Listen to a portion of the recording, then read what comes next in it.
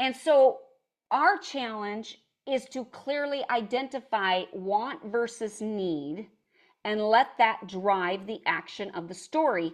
But the only way it can is when the want is. Hello, and welcome to The Storyteller's Mission with Zena Del Lo, a podcast for artists and storytellers about changing the world for the better through story. Okay, so what I'm going to talk about right now, and this is actually foundational stuff. This is really, really important as we get into story structure because it's about how you conceive of story. So on one of the lessons, I already talked to you about what is a story. And if you remember, I gave a definition and I said a story is the telling of an event that happens to a person or group of people. And I went through a whole definition of let's break that down, let's look at that. But now I want to give you a slightly modified definition of story. But before we dive into this discussion, please like, comment, and subscribe to this podcast. And that will help us to continue to bring you insights and helpful content each week. So like, share, and subscribe. And if you have any thoughts or questions, leave a comment. But now I want to give you a slightly modified definition of story. And the only reason I'm doing that is because I want you to see it from the character's point of view. It actually impacts greatly the way you conceive of story and then how we're going to break it down as we get into story structure. So here's the alternate definition, if you will, of story. Story is the recounting of a character's struggle to achieve a specific objective over the course of the telling. That's what you're doing. You're telling about a character who has a goal and they struggle because those are the obstacles that they're facing, right? In fact, as soon as there are no more obstacles, they either get it or they don't. So the obstacles are the things that make them struggle. It's the things they keep running into that make them struggle. This is a very important definition, and here's why. Passive characters are so prevalent. And most of the time, when a story isn't working, I can almost always see that it's because a character has become passive. It's because a character is just reacting. They are not driving the action of the story. So when you start to think of story from the character's perspective, that it's the recounting of a character's struggle to achieve something. It means that you're more clear about what the goal is. It means that you put that in a more concrete form. Now, this is also a really tricky thing. And in fact, I'm going to be honest with you. I've read a couple of things that people have put in the notes where they are walking a very fine line between a nebulous, abstract concept of an objective and concrete. So I want to break this down for you because this is so terribly important. When you give your character an objective, it should be something that is concrete. It should be something actionable. What do I mean by that? Let's say that I have a desire to get closer to God. And that's the objective, right? That's the objective. Well, what she needs, what Zena needs is to get closer to God. The problem with that's not actually concrete. That is an abstract goal. And that is the kind of goal that a lot of us, especially from the faith-based community, tend to give our characters. They tend to say things like, oh, this character needs to heal from her pain. Oh, this character needs this. Oh, they need to come to, they need to accept themselves. They need to love themselves. But that actually can become a very abstract, nebulous pursuit. And it's why then the story falters. So if the goal that you're giving Zena, my character Zena, is she wants to get closer to God, what you want to do is try to put that in a concrete form. So Zena wants to read her Bible every day before she goes to bed. She wants to pray 3 times a day. She wants to, you try to find things that are now actionable to reflect that, to be the thing. So in a story where you have a character who is struggling with some sort of relational issue, give them a specific relationship thing to do. Like she wants to win over her sister and convince her sister to start having weekly dinners at her house. I mean, I'm making this up, but I mean, that would be more concrete than she wants to be in relationship with her sister again. Or, you know, like you want to try to put it in a concrete form. Because again, when you are conceiving your story, you need to know specifically what the character is pursuing. Now, that doesn't mean that there aren't more abstract goals.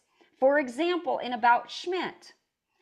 About Schmidt is one of the films, by the way, that we're going to watch because it's sort of a teaching thing where we see structure in these sorts of difficult types of pursuits. And I think that's very important. But in About Schmidt, what he wants ultimately is he wants his life to be important. He wants to be a big deal. But then they had to put that in an actionable form. Okay, that's what he wants, but that's too vague. So what is he going to do? Well, the first thing that he does is he tries to be a big deal at work.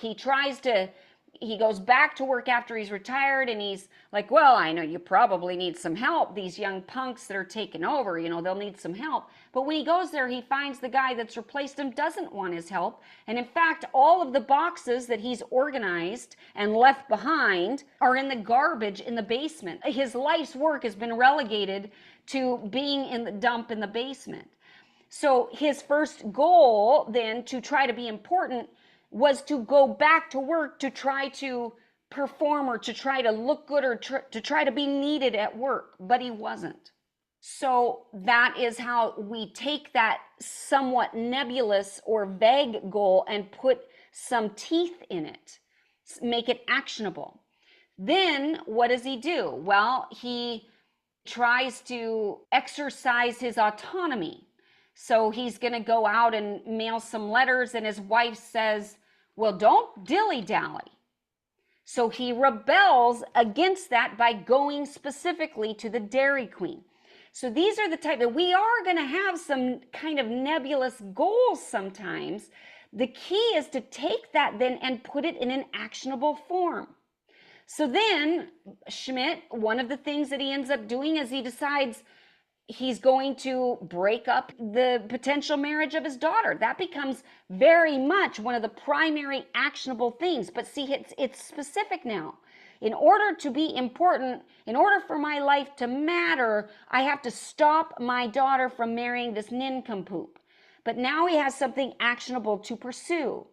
And even prior to that, I'm going to go down memory lane and see, you know, and then maybe that's going to make everything make sense. But then when he goes down memory lane, he finds that his old house is now a tire store. So it ends up yielding nothing, no fruit. But he keeps trying that. And along his journey, at one point, he's at the RV court or whatever, and he meets that other couple, and so he thinks, oh, that'll be the connection. If I connect to them, my life will have meaning. But then he misreads the signs, and that turns into a disaster. At every step of the way, he's trying to matter. He's trying to make his life matter, but they had to keep finding actionable ways for him to do that. Does that make sense? See, and I'm going to ask you something. Yes, please do. So I don't do this in my life really, but for the character, I see that as making long-term, midterm, and short-term goals. So like the short-term goal could be a little bit like what you're saying, like, you know, he wanted to organize something. And then a midterm is like what he's trying to do with his daughter, kind of. Like, I'm just using it as an example, but I never was good at doing this myself. But I see it very practical for characters. Yes. Because the end goal is is that objective, whatever their dream, whatever their hope, whatever their lifelong goal is, right? But then the arc is the short terms and the midterm goals to arrive there. I mean, I don't know if that's it, but I just saw that that is a very... You're absolutely right, Yvonne. And I talk about this as having mini goals, MINI, versus the overarching or the meta goal, if you will. So the meta goal is the far reaching, the ultimate goal that they're after, but along the way they have many goals. So, and you can see this more clearly in something that isn't as nebulous.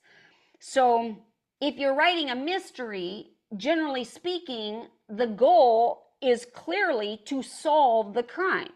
It is who done it, who did it, who committed it, and then to bring them to justice, which is not nebulous. That's clear and that is concrete. It's a long-term meta goal that you're pursuing.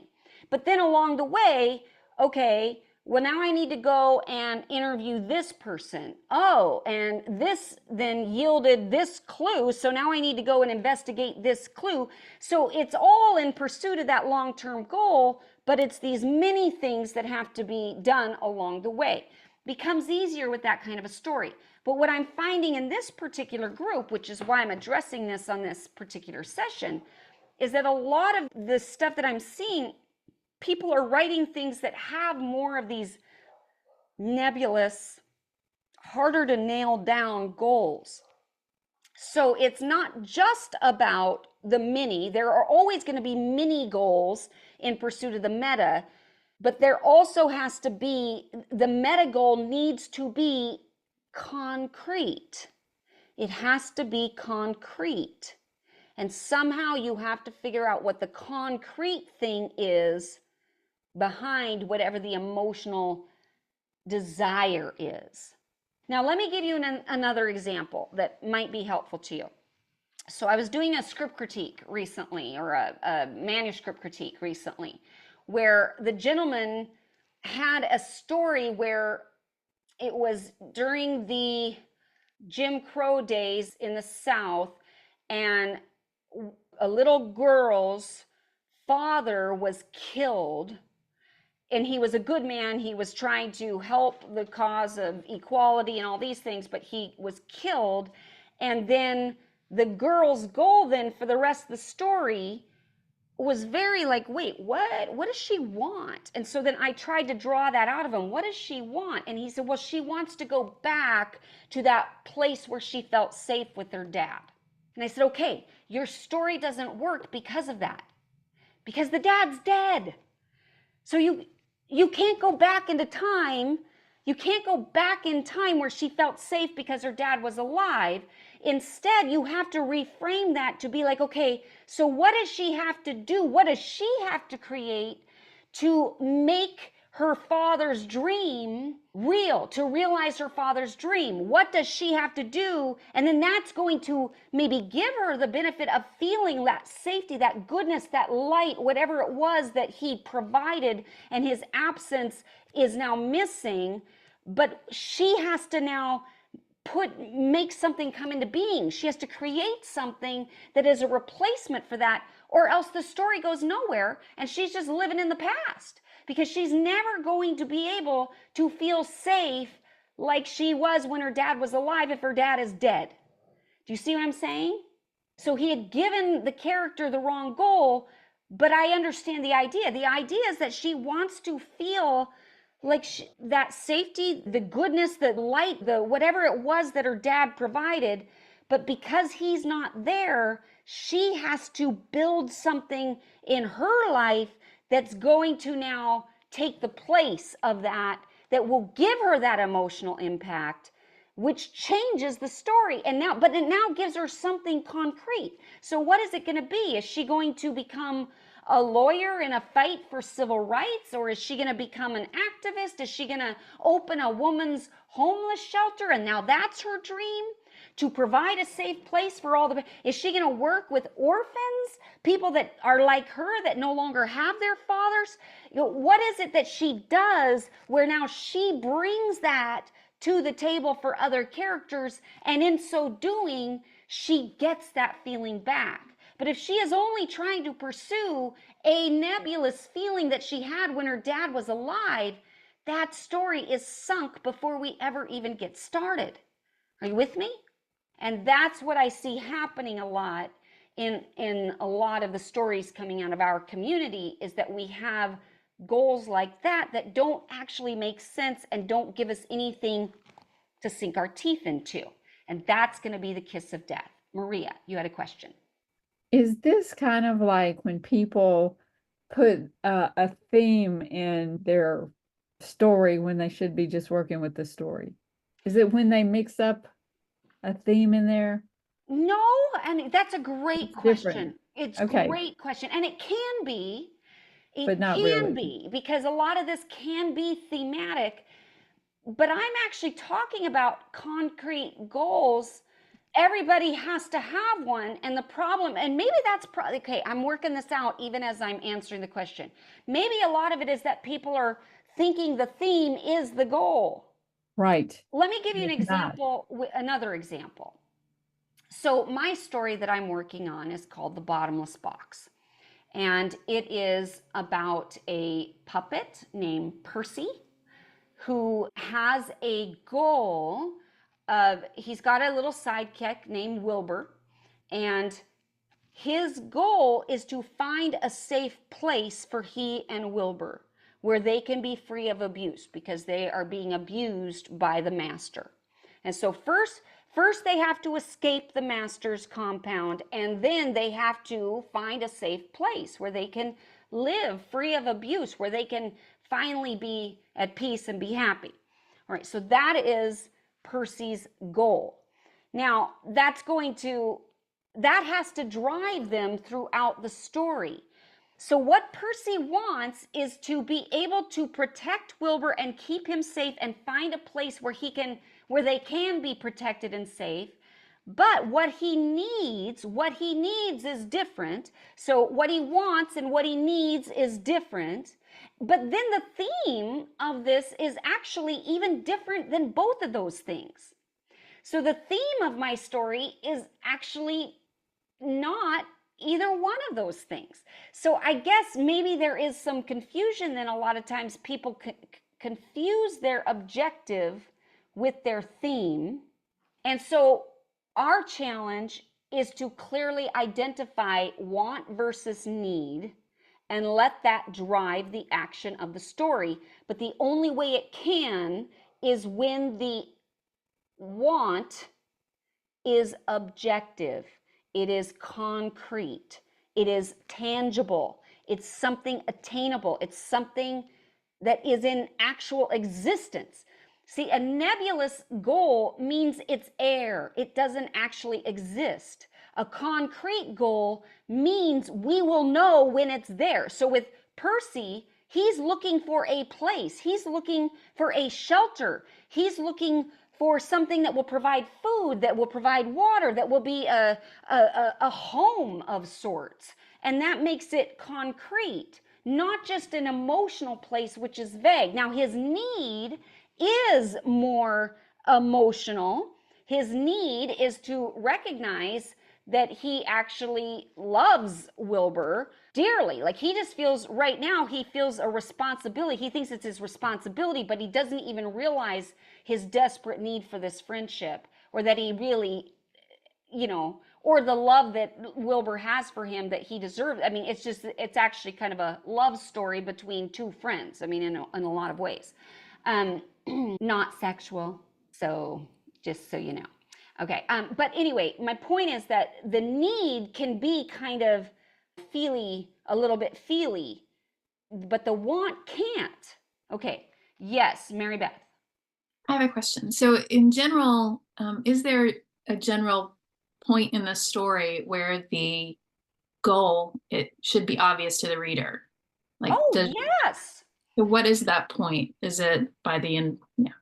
Well, if we don't know what the goal is, we don't know what the story is about. That's where that comes out of usually the inciting incident, and that's what clarifies for the reader and for us what this story is about. That's why when people say, I don't know what this story is about, it means I don't know what that character wants. I don't know what they're after.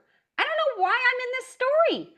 If you can't identify that early on, we don't know what the story is about. So yes, that happens early. That's what drives and moves the entire story forward. Without that, your reader is lost and they don't even want to stay in the story. So that's the thing that needs to be articulated very, very early on, and it needs to be clear. It needs to be clear to both your reader and to your character, and certainly to you. Is the internal need the same? Like, should they both coincide about the same time, or do you get to the end? Well, okay, so going back to Schmidt. So with Schmidt, we learn early on that he wants to break up the marriage between his daughter and the guy. Now, that's a case where it takes us a little longer as the viewer, maybe, to quite understand the other part of it, that, oh, he wants his life to matter, or whatever the case may be. But we at least know that part. We at least know that this is a story about a guy who feels like it's his duty to try to save his daughter by breaking up her marriage. That's at least what we can articulate, even though what the story is really about is a guy who needs to become a better person so that his life can have meaning. Because right now he's a schmuck. He's a selfish schmuck. So he needs to come to realize that, and in realizing that, he at least becomes a decent person who deserves for the universe to reward him with some meaning. But until he is humbled, until he stops being a selfish jerk, he doesn't get anything. Does that make sense? But nevertheless, the concrete thing becomes about the daughter. It's tricky stuff, and that's why I think people get really confused about this. And we're not going to solve it in this particular session either. It's not like you're going to magically have it all. It's something we continue grappling with. But this is the challenge for you that I present to you today. I want you to look at what that goal is for your character and see how you can put it into concrete form. What is the concrete objective that they're pursuing? And how will they know they get it? That's another way to look at this. That's another way to answer that question for yourself, is how will they know when they've arrived? How will they know when they've gotten that thing? What will it look like for them? So for a character who's maybe has a family that is completely disconnected and they're desperate for their family to be back together, then how will they know when they've successfully put the family back together? Well, before we continue our discussion, let's take a moment to hear from our sponsor, me. So here's the thing. One of the primary ways that you will make your story work is if you understand story structure. And if you approach your story with the right story structure method that allows you to tap into the universal principles of storytelling that are out there and then deliver a narrative that brings joy and pleasure to your audience. If this is something that you want to be able to do time and time again, then you need to sign up for my course, Hollywood Story Structure Made Easy. This course is designed to give you the tools you need to create compelling, really well-structured narratives that capture your audience.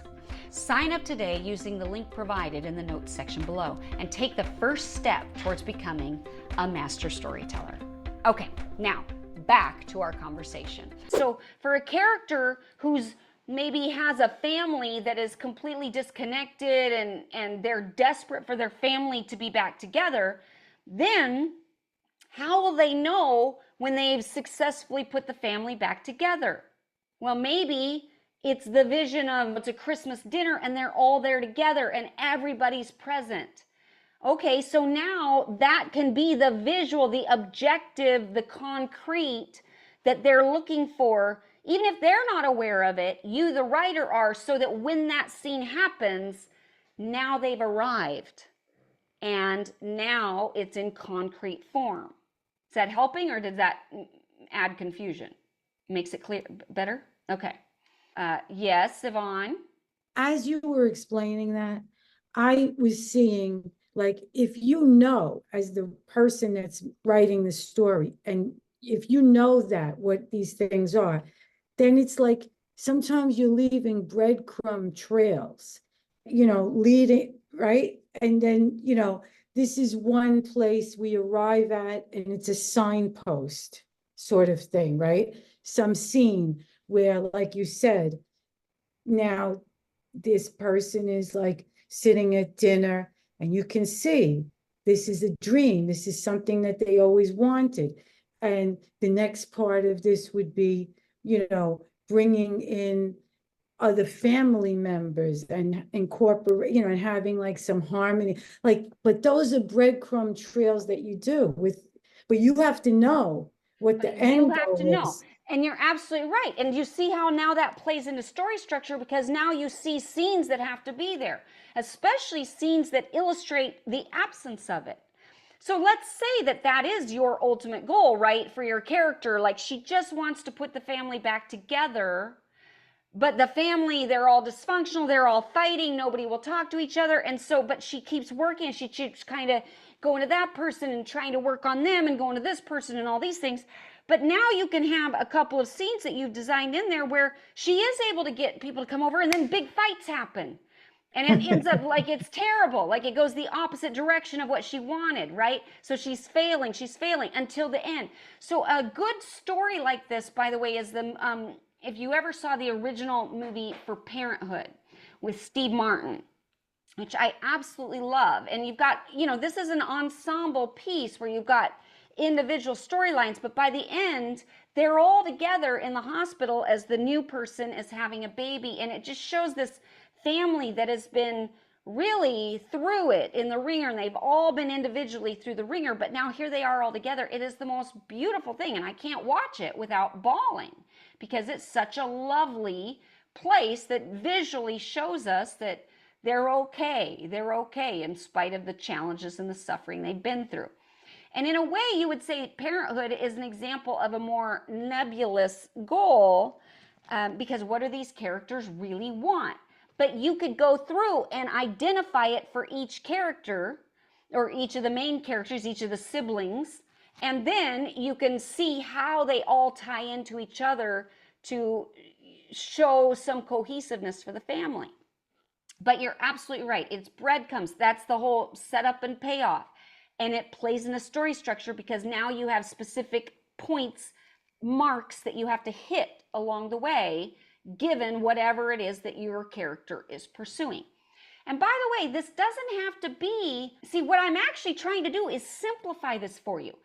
A lot of times what's going to happen is you're going to hear this, and all of a sudden it's going to, like, your brain's going to feel like it's melting. Like, oh, now, and you're going to get confused. You're going to feel like, what am I doing? But really, when you start putting it into concrete form, that's actually the simplification. It is so much harder to tell a story when the goal is abstract. You've just made it super difficult. So somebody like the writer of About Schmidt, this guy is really good at those things. He's an expert writer. He writes a lot of movies like that, where the goals seem to be a little bit more hidden, at least to the main characters. They might be, I don't even know. Sometimes I think the characters themselves in his films don't know, but you, the writer, need to know. And so he knows. But you have to be an expert to be able to pull off some of those nebulous things. So I'm actually trying to give you something that's going to make it easier for you to be successful in your story, which is give your character something concrete. Give them something concrete to pursue. Because if you can do that, then you will make it so much more systematic in terms of the way they go about pursuing it. It won't be so vague, and you won't get so lost. You'll get lost if you can't put it in some sort of concrete form. Does that make sense? Yes. Okay. Again, we are going to keep unpacking this as we go, because this is key. This is essential. This is one of the most essential, if not the most essential things in story structure, because everything hinges on that. And I have lots of examples coming up, and we're going to keep breaking that down, and it's going to get more and more clear. But that's what I wanted to address here now, because I want you to be thinking about it. And you don't have to solve it right now. Noodle. Let it percolate. Let it be working on you. And sometimes, by the way, we don't know. It took me a long time, to be honest with you, to figure out what Percy wanted. I wasn't initially thinking that he wanted to find a safe place. I wasn't sure what he was after. And that's why the story wasn't working, because I wasn't sure what he needed, what he wanted, and how he would get there. And so once I was able to articulate that, it took me writing and wrestling with it and getting feedback from people to even be able to articulate that. And then that helped the story start working. So sometimes we really don't know, but until we know, our story will struggle, because unless you can clarify that, you can't make all the elements come together, because now you have them pursuing things that just don't fit. So this is your challenge, but also the magic. The magic. When you get this right, it is where the magic comes from. This is also why the goal needs to be big enough to sustain a story. See, it can't be something like, she wants to eat the last piece of pizza on the tray. Okay, that's a clear, concrete goal, but it's just not important enough. It's not big enough to sustain an entire story. So, hopefully this is helpful to you. And again, we'll keep expanding on this, we'll keep diving into this, but this seemed an important thing to bring up now, because that's going to color our story structure. And don't worry if you don't know it quite yet. You just know that you will have to know it. And if you don't know it, but you know some of the things that happen, just keep writing. Don't worry, but don't let it stop you. As some people would say, it should stop you. And it might make you have to do more rewrites if you don't know it, but I don't want it to stop you. I just want you to know that at some point you're going to have to understand it. And sometimes we don't understand it until we write a little bit more. Okay, any questions on that? I was thinking as you were speaking, first of all, this was great, that if I knew what the character's brokenness is, what their flaws are, that this would help me identify what their wants and needs are. Because sometimes they would be similar and sometimes they would be very different. Yes. And I usually try to separate a little bit and say, because, well, it depends on the type of story. But a lot of times the flaw is what is informing the need. Okay. But the inciting incident should be giving us the want. Would you say that one more time? The flaw informs the need, but the inciting incident informs the want. So whatever happens that launches them on their story, that thing, boom, something happens, it should give them a specific something they have to pursue. But their need is still here because of their wound. And usually you're trying to design it so that only going through this particular adventure would actually be the thing that forces them to face that need and have to come to terms with it. So it's sometimes helpful to try to separate those slightly so that you see them differently. The wound informs the need, but the inciting incident is what gives them their want. Okay. That's very helpful. Thank you very much. Good. Yay. Thank you for listening to The Storyteller's Mission with Zena Del Lowe. May you go forth inspired to change the world for the better through story.